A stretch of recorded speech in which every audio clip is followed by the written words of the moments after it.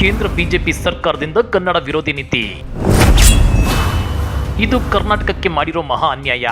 ಕರ್ನಾಟಕಕ್ಕೆ ಮಾಡತಕ್ಕಂತ ಅನ್ಯಾಯ ಇದು. ನಮ್ಮನ್ನಾಳುವ ನಾಯಕರು ಗುಲಾಮರಾಗದಿರಲಿ. ಕನ್ನಡ ಅಸ್ಮಿತೆ ವರ್ಸಸ್ ಗುಜರಾತ್ ಗುಲಾಮರು. ಅನ್ಯಾಯ, ಮಹಾ ಅನ್ಯಾಯ. ಕರ್ನಾಟಕದ ವಿಷಯದಲ್ಲಿ, ಕನ್ನಡಿಗರ ವಿಷಯದಲ್ಲಿ ಕೇಂದ್ರ ಸರ್ಕಾರ ಮಹಾ ಅನ್ಯಾಯ ಮಾಡ್ತಾ ಇದೆ. ನೆರೆ ಬರ ಪರಿಹಾರ ಬಿಡುಗಡೆಯಲ್ಲಿ ತಾರತಮ್ಯ, ಜಿಎಸ್ಟಿ ಪಾಲಿನ ಹಂಚಿಕೆಯಲ್ಲೂ ತಾರತಮ್ಯ.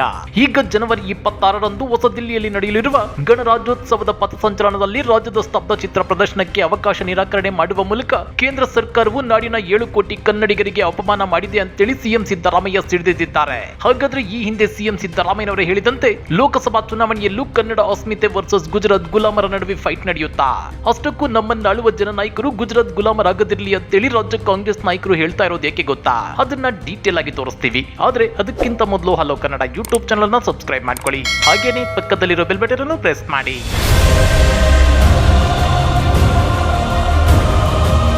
ಲೋಕಸಭಾ ಚುನಾವಣೆಗೆ ಇನ್ನು ಕೇವಲ 3 ತಿಂಗಳು ಬಾಕಿ ಇದ್ದು ಕಾಂಗ್ರೆಸ್ ಮತ್ತು ಬಿಜೆಪಿ ನಾಯಕರ ಮಧ್ಯೆ ಮಾತಿನ ಮಲ್ಲ ಯುದ್ಧವೇ ನಡೆದು ಹೋಗ್ತಿದೆ.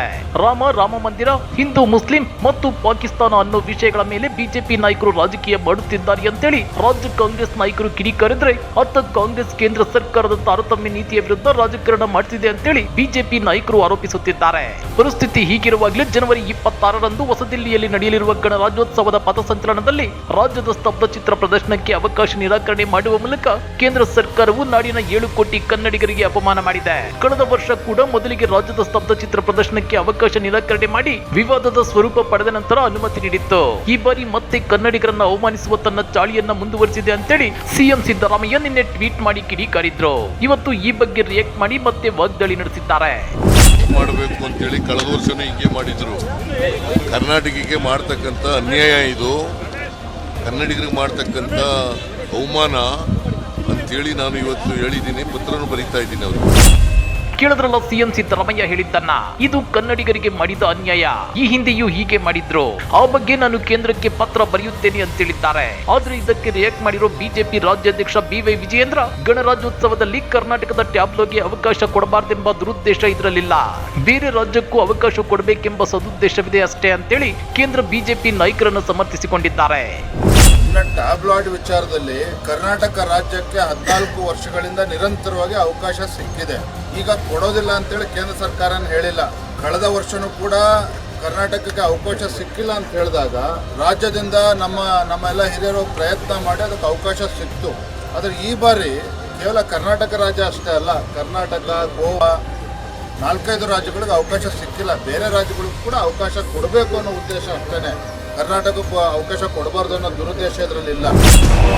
ವಿಜಯೇಂದ್ರ ಅವರ ಈ ನಡೆ ಕನ್ನಡ ನಾಡಿಗೆ ಮತ್ತು ಕನ್ನಡಿಗರಿಗೆ ಸಬೂಬು ಹೇಳಿದಂತಿದೆ. ಹಾಗಾದ್ರೆ ಈ ಸಲವೂ ಅವಕಾಶವನ್ನ ಮಾಡಿಕೊಡಿ. ಕರ್ನಾಟಕದಿಂದ 25 ಬಿಜೆಪಿ ಎಂಪಿಗಳನ್ನು ಆರಿಸಿ ಕಳಿಸಿರೋದು ಏಕೆ ಅಂತೇಳಿ ರಾಜ್ಯ ಕಾಂಗ್ರೆಸ್ ನಾಯಕರು ಪ್ರಶ್ನೆ ಮಾಡ್ತಿದ್ದಾರೆ. ನಿಮ್ಗೆ ಗೊತ್ತಿರಲಿ, ಈ ಹಿಂದೆ 2019-20ರಲ್ಲಿ ಉತ್ತರ ಕರ್ನಾಟಕದಲ್ಲಿ ಭೀಕರ ನೆರೆ ಏರ್ಪಟ್ಟು ಸಾವಿರಾರು ಜನ ಮನೆ ಮಠ ಕಳೆದುಕೊಂಡು ಅಕ್ಷರಶಃ ಬೀದಿಗೆ ಬಿದ್ದಾಗ ಸರಿಸುಮಾರು 35,000 ಕೋಟಿ ರೂಪಾಯಿ ನಷ್ಟ ಅಂತೇಳಿ ಕೇಂದ್ರ ಅಧ್ಯಯನ ತಂಡವೇ ವರದಿ ಕೊಟ್ಟಿತ್ತು.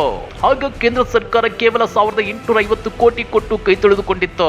ಈಗ ಬರ ಪರಿಹಾರದ ವಿಚಾರದಲ್ಲೂ ವಿಳಂಬ ಧೋರಣೆ ತೋರಿಸುತ್ತಿರುವ ಕೇಂದ್ರ ಸರ್ಕಾರ ಕನ್ನಡಿಗರ ಬಗ್ಗೆ ಉಡಾಫೆ ಧೋರಣೆ ತೋರಿಸುತ್ತಿದೆ. ಈ ಬಗ್ಗೆ ಪಟ್ಟು ಹಿಡಿದು ಕೇಂದ್ರದಿಂದ ಬರ ಪರಿಹಾರ ತರಬೇಕಾದ ನಮ್ಮ 25 ಬಿಜೆಪಿ ಎಂಪಿಗಳು ವಿನಾಕಾರಣ ರಾಜ್ಯ ಸರ್ಕಾರ ರೈತರಿಗೆ ಬರ ಪರಿಹಾರ ಕೊಡ್ಲಿ ಅಂತೇಳಿ ವಾಗ್ದಾಳಿ ನಡೆಸುತ್ತಿದ್ದಾರೆ. ಅಂದ್ರೆ ಇದರ ಅರ್ಥ ಇಷ್ಟೇ, ಕೇಂದ್ರ ಬಿಜೆಪಿ ನಾಯಕರ ಬಳಿ ಪಟ್ಟು ಹಿಡಿದು ಪರಿಹಾರ ತರೋ ಮೀಟ್ರು ನಮ್ಮ ರಾಜ್ಯದ 25 ಬಿಜೆಪಿ ಎಂಪಿಗಳಿಗೆ ಇಲ್ಲ ಅನ್ನೋದು ಕನ್ಫರ್ಮ್ ಆದಂತೆಯೇ ಲೆಕ್ಕ ಅಲ್ವೇ? ನಿಮ್ಗೆ ಗೊತ್ತಿರಲಿ, ಕಳೆದ ವಿಧಾನಸಭಾ ಚುನಾವಣೆಗೂ ಮೊದಲು ಕೂಡ ಕನ್ನಡ ಅಸ್ಮಿತೆ ಮತ್ತು ಗುಜರಾತ್ ಗುಲಾಮರು ಅನ್ನೋ ಸುದ್ದಿ ದೊಡ್ಡ ಮಟ್ಟದಲ್ಲಿ ಸದ್ದು ಮಾಡಿತ್ತು. ರಾಜ್ಯದ ನೆರೆ ಪರಿಹಾರ, ರಾಜ್ಯಕ್ಕೆ ಬರಬೇಕಾದ ಜಿಎಸ್ಟಿ ಎಲ್ಲದಕ್ಕೂ ದಿಲ್ಲಿ ನಾಯಕರ ಮುಂದೆ ನಮ್ಮ ಬಿಜೆಪಿ ನಾಯಕರು ಹೋಗಿ ಕೈಕಟ್ಟಿ ನಿಲ್ಲಬೇಕಾಗುತ್ತೆ ಅನ್ನೋ ಮಾತುಗಳು ಕೇಳಿ ಬಂದಿದ್ವು. ಈ ಬಗ್ಗೆ ಸರಣಿ ಟ್ವೀಟ್ ಮಾಡಿದ ಸಿದ್ದರಾಮಯ್ಯ ಕನ್ನಡ ಅಸ್ಮಿತೆ ವರ್ಸಸ್ ಗುಜರಾತ್ ಗುಲಾಮರು ಅನ್ನೋ ಹ್ಯಾಶ್ಟ್ಯಾಗ್ ಬಳಸಿ ಕುಟುಕಿದ್ರು. ಇದು ಪ್ರಜಾಪ್ರಭುತ್ವ, ರಾಜಪ್ರಭುತ್ವವಂತೂ ಅಲ್ವೇ ಅಲ್ಲ. ಆದ್ರೆ ದಿಲ್ಲಿ ಬಿಜೆಪಿ ನಾಯಕರು ಕರ್ನಾಟಕದ ಕೇಂದ್ರದಲ್ಲಿ ಬಿಜೆಪಿ ಸರ್ಕಾರ ಬಂದಾಗ ಅದೇಗೆ ನಡೆದುಕೊಂಡಿದ್ರು ಅನ್ನೋದನ್ನ ಸ್ವಲ್ಪ ಯೋಚಿಸಬೇಕಾಗಿದೆ. ಕರ್ನಾಟಕದಲ್ಲಿ ಬಿಜೆಪಿ ಸರ್ಕಾರ ಇದ್ರೆ ಇಲ್ಲಿನ ಬಿಜೆಪಿ ನಾಯಕರದ್ದು ಏನು ನಡೆಯಲ್ಲ. ಎಲ್ಲವನ್ನು ದಿಲ್ಲಿಯಿಂದಲೇ ಆಪರೇಟ್ ಮಾಡ್ತಿದ್ರು ಬಿಜೆಪಿ ನಾಯಕರು. ದೇಶದ ಎಲ್ಲ ರಾಜ್ಯಗಳ ಬಿಜೆಪಿ ಸಿಎಂಗಳು ಕೇವಲ ಕೀಲುಗೊಂಬೆಗಳ ರೀತಿ ವರ್ತಿಸುತ್ತಿದ್ದಾರೆ. ಕ್ಯಾಬಿನೆಟ್ ವಿಸ್ತರಣೆ, ಬಜೆಟ್ ವರದಿ, ಹೊಸ ಯೋಜನೆ ಹೀಗೆ ರಾಜ್ಯ ಬಿಜೆಪಿ ಸರ್ಕಾರವಿದ್ದಾಗ ಪ್ರತಿ ಸಣ್ಣ ಬದಲಾವಣೆಗೂ ದಿಲ್ಲಿ ಬಿಜೆಪಿ ನಾಯಕರ ಅಪ್ಪಣೆ ಬೇಕಾಗಿತ್ತು. ನೆರೆ ಪರಿಹಾರ, ಜಿಎಸ್ಟಿ ತಾರತಮ್ಯದ ಬಗ್ಗೆ ಬಿಎಸ್ವೈ, ಬೊಮ್ಮಾಯಿ ಅದೇಗೆ ದಿಲ್ಲಿ ನಾಯಕರ ಮುಂದೆ ಅಸಹಾಯಕರಾಗಿ ಕೈಕಟ್ಟಿ ನಿಂತಿದ್ರು ಅನ್ನೋದು ನಿಮಗೆಲ್ಲ ಗೊತ್ತೇ ಇದೆ. ಪರಿಸ್ಥಿತಿ ಹೀಗಿರುವಾಗಲೇ ಕೆಲ ತಿಂಗಳುಗಳ ಹಿಂದೆ ಕರ್ನಾಟಕದ ನಂದಿನಿ ಹಾಲಿನ ಜಾಗಕ್ಕೆ ಗುಜರಾತ್ನ ಅಮೂಲನ್ನ ತಂದು ಕೂರಿಸೋಕೆ ನೋಡಿದ್ರು ಗುಜರಾತಿಗರು. ಇಲ್ಲಿ ಗುಜರಾತಿಗರು ಅಂದ್ರೆ ಪ್ರಧಾನಿ ಮೋದಿ ಮತ್ತು ಕೇಂದ್ರ ಗೃಹ ಸಚಿವ ಅಮಿತ್ ಶಾ ಅನ್ನೋ ಮಾತುಗಳಿವೆ. ಹೀಗೆ ಕನ್ನಡಿಗರ ಅಸ್ಮಿತೆ ಮತ್ತು ಗುಜರಾತ್ ಗುಲಾಮರು ಅಂತೇಳಿ ಕಾಂಗ್ರೆಸ್ ನಾಯಕರು ಟ್ವೀಟ್ ಮಾಡಿ ಕುಟುಕುತ್ತಿದ್ದ ಟೈಮಲ್ಲೇ ಅಂದ್ರೆ ಕಳೆದ ವಿಧಾನಸಭಾ ಚುನಾವಣಾ ಹೊಸ್ತಿಲಲ್ಲಿ ಕರ್ನಾಟಕಕ್ಕೆ ಬಂದಿದ್ದ ಕೇಂದ್ರ ಗೃಹ ಸಚಿವ ಅಮಿತ್ ಶಾ ಒಂದು ಹೇಳಿಕೆ ಕೊಟ್ಟಿದ್ರು. ಇದು ಕರ್ನಾಟಕದ ಭವಿಷ್ಯವನ್ನ ನರೇಂದ್ರ ಮೋದಿ ಅವರ ಕೈಗೆ ಕೊಡುವ ಚುನಾವಣೆ ಅಂತೇಳಿದ್ರು. ಆ ಬಗ್ಗೆ ಕಿಡಿಕಾರಿದ್ದ ಸಿಎಂ ಸಿದ್ದರಾಮಯ್ಯ ಸರಣಿ ಟ್ವೀಟ್ ಮಾಡಿ ಇದೆಂತ ಅವಮಾನ ಕನ್ನಡಿಗರಿಗೆ, ಕರ್ನಾಟಕದ ಭವಿಷ್ಯವನ್ನ ನೋಡಿಕೊಳ್ಳಲು ಒಬ್ಬ ಕನ್ನಡಿಗನು ಇಲ್ಲದಷ್ಟು ನಿಮ್ಮ ಪಕ್ಷ ದಿವಾಳಿಯಾಗಿದೆಯಾ ಅಂತೇಳಿ ಸಿದ್ದರಾಮಯ್ಯ ಪ್ರಶ್ನೆ ಮಾಡಿದ್ರು. ಅಷ್ಟೇ ಅಲ್ಲ, ಪ್ರಜಾಪ್ರಭುತ್ವ ವ್ಯವಸ್ಥೆಯಡಿ ನಡೆಯುವ ಚುನಾವಣೆಯಲ್ಲಿ ಮತದಾರರು ಆಯ್ಕೆ ಮಾಡುವುದು ತಮ್ಮ ಸೇವೆ ಮಾಡುವ ಪ್ರತಿನಿಧಿಗಳನ್ನೇ ಹೊರತು ದೆಹಲಿ ದೊರೆಯ ಸೇವೆ ಮಾಡುವ ಗುಲಾಮರನ್ನಲ್ಲ. ಅಮಿತ್ ಶಾ ಅವರೇ, ಪ್ರಜಾಪ್ರಭುತ್ವ ವ್ಯವಸ್ಥೆಗಷ್ಟೇ ಅಲ್ಲ ಸ್ವಾಭಿಮಾನಿ ಕನ್ನಡಿಗರಿಗೂ ನೀವು ಅವಮಾನ ಮಾಡಿದ್ದೀರಿ ಅಂತೇಳಿ ಟ್ವೀಟ್ ಮಾಡಿದ್ರು ಸಿದ್ದರಾಮಯ್ಯ. ಜೊತೆಗೆ ನಮ್ಮ ಬ್ಯಾಂಕುಗಳು, ಬಂದರು, ವಿಮಾನ ನಿಲ್ದಾಣಗಳನ್ನ ಗುಜರಾತಿ ವ್ಯಾಪಾರಿಗಳಿಗೆ ಮಾರಿಬಿಟ್ಟಿದ್ದೀರಿ. ನಮ್ಮ ಹೆಮ್ಮೆಯ ನಂದಿನಿಯನ್ನು ಕಬಳಿಸಲು ಹೊಂಚು ಹಾಕುತ್ತಿದ್ದೀರಿ. ಈಗ ಇಡೀ ಕರ್ನಾಟಕವನ್ನೇ ಖರೀದಿಸಲು ಹೊರಟಿದ್ದೀರಾ. ನಿಮ್ಮ ದುರಹಂಕಾರದ ಮಾತುಗಳಿಗೆ ರಾಜ್ಯದ ಸ್ವಾಭಿಮಾನಿ ಕನ್ನಡಿಗರು ಚುನಾವಣೆಯಲ್ಲಿಯೇ ಉತ್ತರ ನೀಡಲಿದ್ದಾರೆ. ಕಾದು ನೋಡಿ ಅಂತೇಳಿ ಸಿದ್ದರಾಮಯ್ಯ ಗುಡುಗಿದ್ರು. ಸಿದ್ದರಾಮಯ್ಯನವರ ಈ ಮಾತುಗಳಿಗೆ ಮನಸೋತ ಸ್ವಾಭಿಮಾನಿ ಕನ್ನಡಿಗರು ಕಳೆದ ವಿಧಾನಸಭಾ ಚುನಾವಣೆಯಲ್ಲಿ ಬಿಜೆಪಿಯನ್ನ ಧೂಳಿಪಟ ಮಾಡಿದ್ರು. ಇನ್ನ ಇಷ್ಟಕ್ಕೆ ನಿಲ್ಲದ ಸಿದ್ದರಾಮಯ್ಯ ಗೋಲ್ವಾಲ್ಕರ್ ಅವರ ಬಂಚ್ ಆಫ್ ಥಾಟ್ಸ್ ಓದಿದರಷ್ಟೇ ಸಾಲದು, ಬಾಬಾ ಸಾಹೇಬ್ ಅಂಬೇಡ್ಕರ್ ಅವರು ಬರೆದಿರೋ ಸಂವಿಧಾನವನ್ನು ಪುರುಸೊತ್ತು ಮಾಡಿಕೊಂಡು ಓದಿ. ದೆಹಲಿಯಲ್ಲಿ ಕೂತು ರಾಜ್ಯವನ್ನ ಆಳಲು ಇದು ರಾಜಪ್ರಭುತ್ವವಲ್ಲ, ಇದು ಪ್ರಜಾಪ್ರಭುತ್ವ ತಿಳಿದಿರಲಿ. ಕನ್ನಡದ ಕತ್ತು ಹಿಚುಕಿ ಹಿಂದಿ ಹೇರುವ ನಿಮ್ಮ ಕಟುಕತನ, ನಮ್ಮ ಹಿರಿಕರು ಕಟ್ಟಿ ಬೆಳೆಸಿದ ಸಂಪತ್ತನ್ನ ಕಬಳಿಸುವ ನಿಮ್ಮ ವ್ಯಾಪಾರಿ ಬುದ್ಧಿ ಮತ್ತು ಇಲ್ಲಿನ ರಾಜಕೀಯ ನಾಯಕತ್ವವನ್ನೇ ನಾಶ ಮಾಡಿ ನಮ್ಮ ಮೇಲೆ ಸವಾರಿ ಮಾಡುವ ನಿಮ್ಮ ಸರ್ವಾಧಿಕಾರಿ ಧೋರಣೆಯನ್ನ ಕನ್ನಡಿಗರು ಈಗ ಚೆನ್ನಾಗಿ ಅರ್ಥ ಮಾಡಿಕೊಂಡಿದ್ದಾರೆ.